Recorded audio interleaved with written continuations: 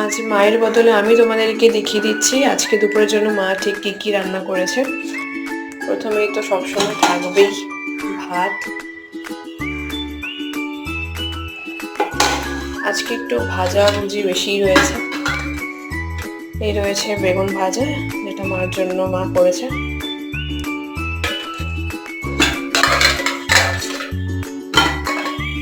তারপর রয়েছে ডাল, মসুর ডাল।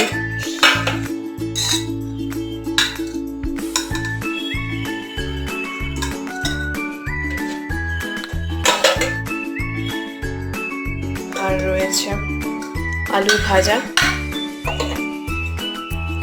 আজকে সবকিছু অল্প পরিমাণেই হয়েছে।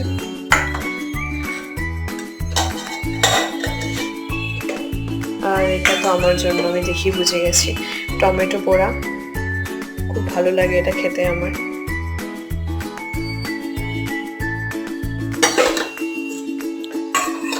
আর রয়েছে আলু সিদ্ধ, অল্প করেই করেছে মা।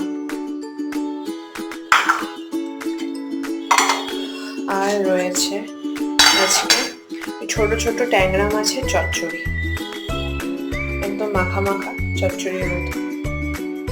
উপরে ধনিয়া পাতা ছড়িয়ে দিয়েছে। আজকে আর দই আর শশা এসব কিছু নেই। তো এই ছিল আজকে দুপুরে রান্নাবাড়ি।